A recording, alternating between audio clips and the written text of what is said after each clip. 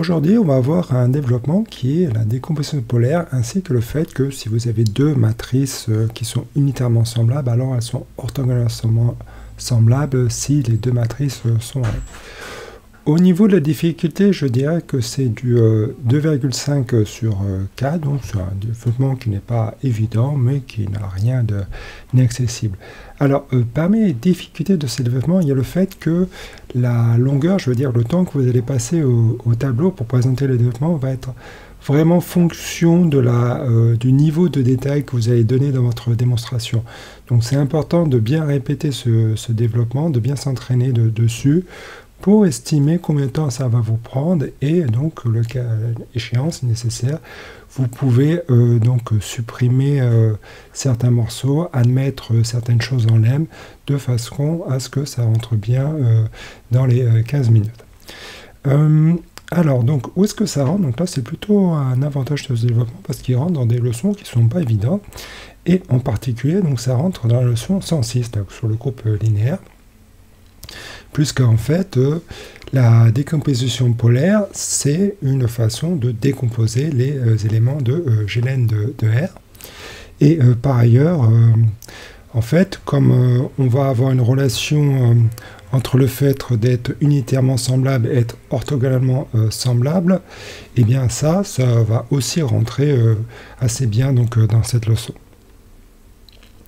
Alors, une leçon dans laquelle ça rentre moins bien, c'est la 153, parce qu'effectivement, il va y avoir cette notion de polynôme d'homomorphisme, donc ça, on va l'utiliser plusieurs fois dans le développement. Par contre, il n'y a pas tellement la notion de réduction. Je ne pense pas qu'on peut considérer que la décomposition polaire comme de la réduction. Et du coup, c'est un petit peu juste. Alors, à la fin du développement, je donnerai peut-être quelques pistes pour faire entrer ce développement dans 153, si nécessaire. Mais honnêtement, souvent, ça ne sera pas nécessaire, puisque, bon, vous aurez certainement un dev de la leçon sur la diagonalisation qui peut entrer en 153, un dev sur la trigonalisation qui va entrer en 153, donc, a priori, c'est pas un problème. Donc, une bonne raison, par contre, d'utiliser ce développement dans 153, c'est si vous êtes vraiment très à l'aise sur ces problèmes de décomposition polaire et que vous avez envie d'être interrogé sur ça, eh bien, prenez ce dev. C'est tout à fait valable comme stratégie. Donc, pour la 158, il n'y a pas de problème. La 160, je pense que ça rentre bien. Alors, il y a juste un petit souci, puisque 160 c'est pour les zoomorphismes dans un espace vectoriel euclidien, et ici on va parler d'homomorphismes unitairement semblables. Donc là c'est plutôt sur C. Bon, néanmoins c'est des homomorphismes réels, et en plus à la fin on va montrer que en réalité ils sont orthogonalement semblables, donc du coup on va se ramener à des homomorphismes sur un espace euclidien. Donc je pense que c'est ok de le mettre dans cette leçon. Alors, tout d'abord, le théorème. Donc, vous avez une matrice M inversible pour l'instant. On verra le cas général un peu plus tard. Et en fait, il existe un unique couple OP. Donc, O est orthogonal et P va être défini positif. Et tel que M est égal à OP. Et en plus de ça, il se trouve que P va être un polynôme en transposé de MM. Donc là, vous voyez que la transposée est sur la matrice de gauche. Donc, et ça va être utile plus tard donc, dans la suite du développement.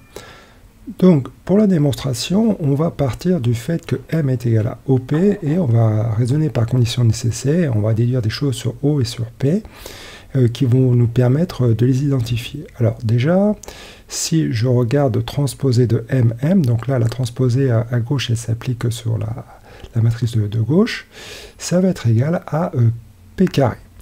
Et cette matrice transposée de MM, je vais l'appeler A, bon, et clairement elle va être symétrique, elle va être aussi positive et même définie positive parce que en fait M est inversible.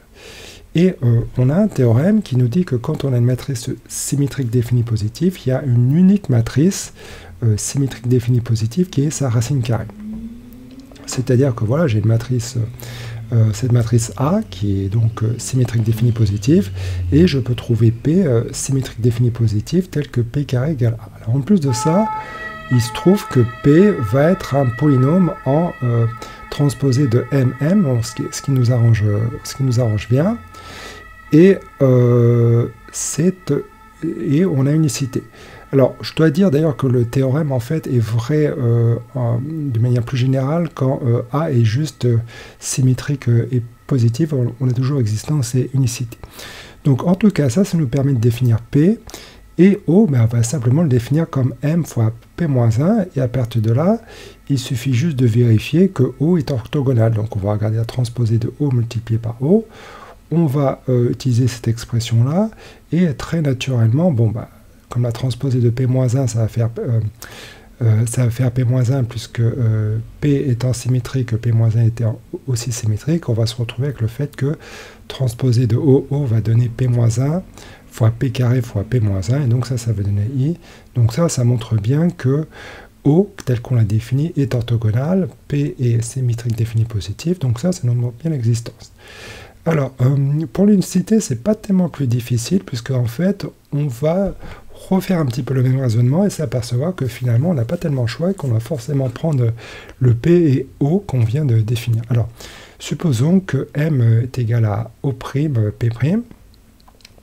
Eh bien, avec O orthogonal et P symétrique définie positive, en faisant le même calcul que tout à l'heure, eh bien, on va s'apercevoir que la transposée de MM, ça va être égal à P' carré.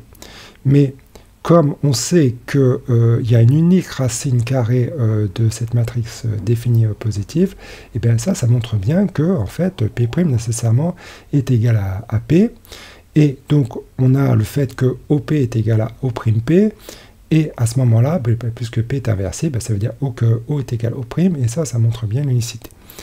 Donc, ça montre la première partie, donc la décomposition polaire.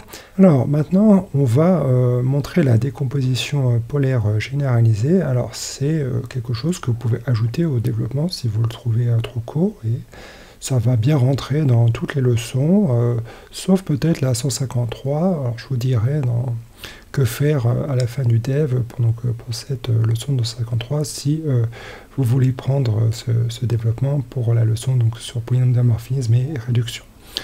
Alors, donc qu'est-ce que ça dit? Ça dit que si on prend une matrice M, qui est quelconque, ce coup-ci on ne la suppose plus du tout inversible, eh bien on peut trouver S et O, donc S est symétrique positive et O orthogonale, tel que M égale SO.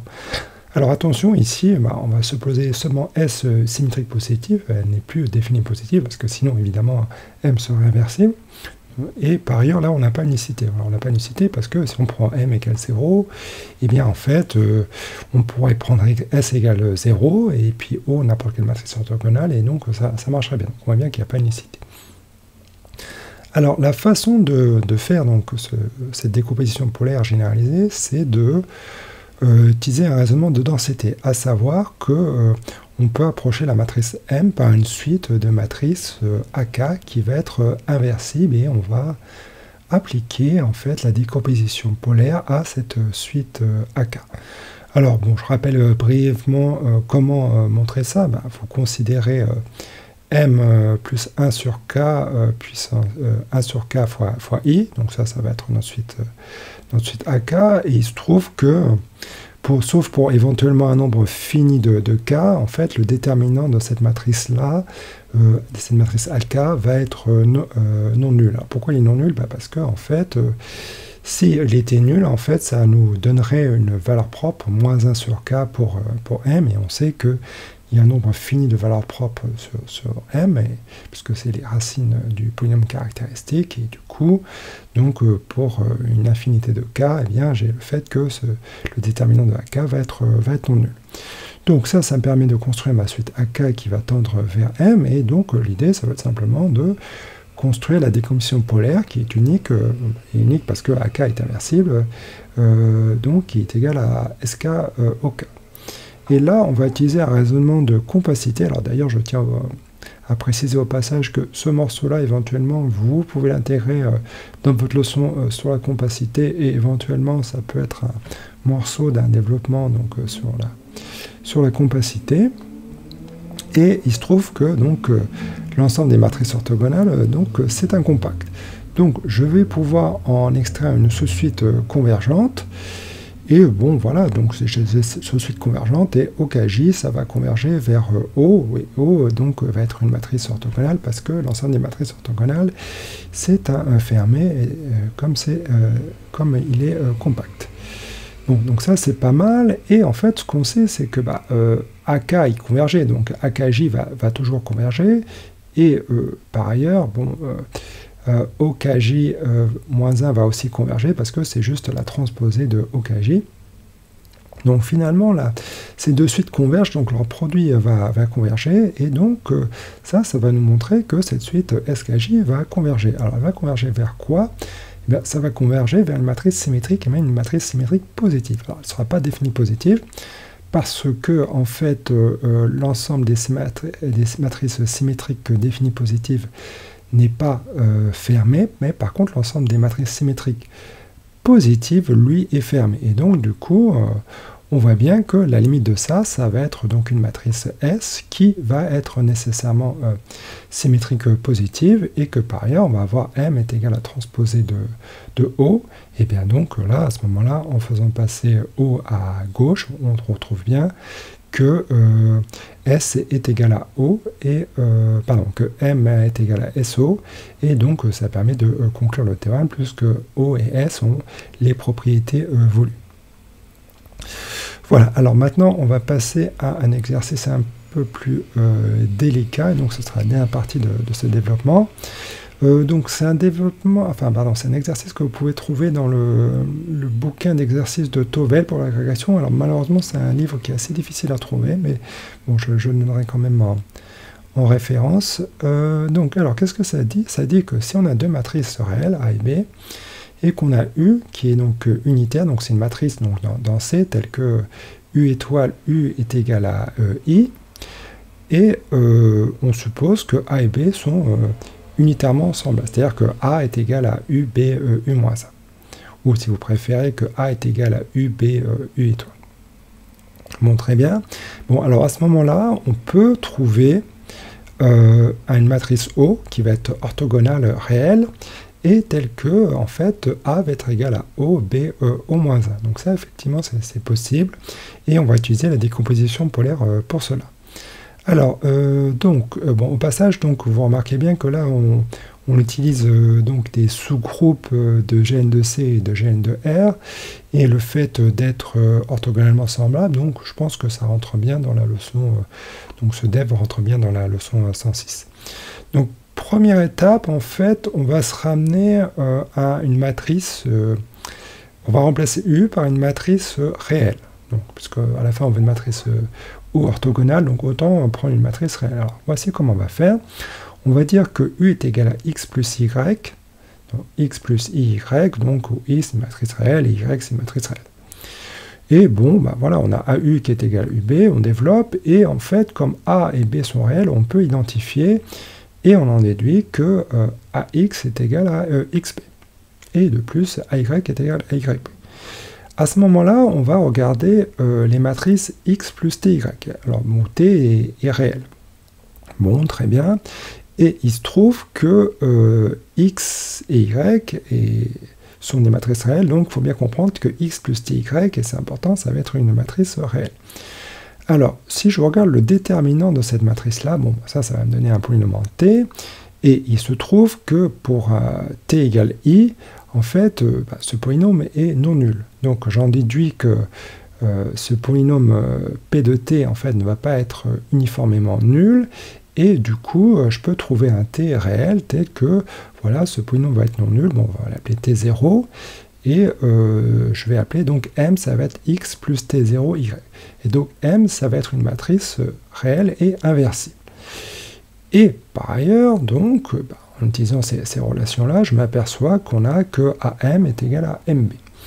Et en fait, ça va être notre point de départ. Alors là, on a gagné parce que on est parti d'une matrice complexe, U, unitaire, et maintenant on a une matrice, on a la même chose avec une matrice réelle. Donc ça, c'est pas mal, et en plus, notre matrice M, elle est inversible. Alors par contre, là, on est perdu, c'est que notre matrice M, elle est ni unitaire, ni orthogonale. Et idéalement, on la voudrait orthogonale.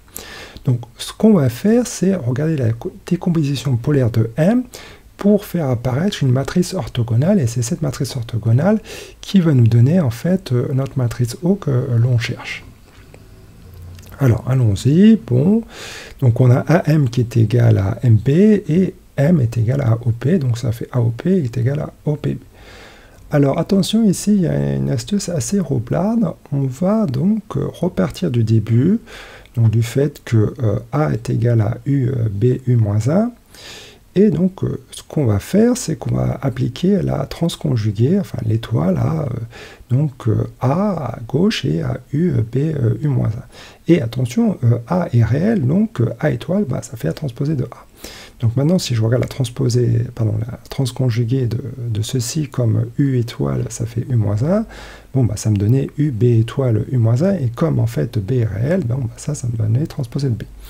Et cette identité, en fait, c'est exactement la même qu'ici, sauf que là, on va avoir la transposée de A et la transposée de B.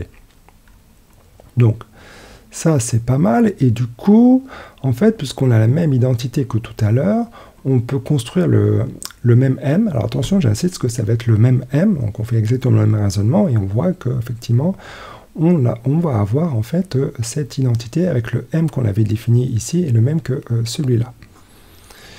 Bon, et à ce moment-là, on va regarder P carré fois B, et le but de la manœuvre, ça va être de montrer que P carré va commiter avec B. Donc P carré, c'est transposé de M, M fois B, et bon, très bien, alors là on a MB, alors il se trouve qu'on a une première relation, c'est que MB est égal à AM, donc ça c'était la première relation qu'on avait montrée au point précédent, donc voilà, on va l'appliquer, et là il y a transposé de M fois A qui apparaît, et transposé de M fois A, bah, en fait ça c'est égal à B fois transposé de M.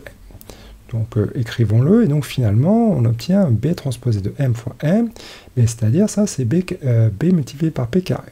Donc finalement on a P carré fois B qui est égal à P fois P carré. Bon, et alors maintenant, donc deuxième astuce assez roublarde, c'est que en fait, donc P ça va être la racine carrée de P carré, et on sait que en fait P c'est un polynôme en P carré.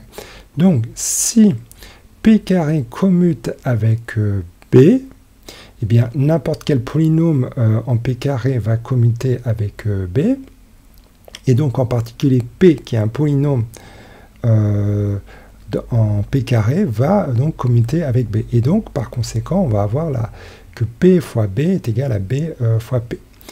Et bien alors à ce moment-là on a presque fini, on va juste revenir donc au point qu'on avait ici, le point 3, donc je vous rappelle qu'on avait A fois OP qui est égal à O fois PB, et on va simplement utiliser que P et B commutent.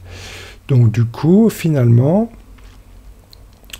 on arrive au fait que on va pouvoir simplifier, donc le P qui est ici, on va le mettre là puisque ça commute, on va pouvoir simplifier par P puisque P est inversible, et on trouve que A fois O est égal à OB, et donc ça conclut le développement.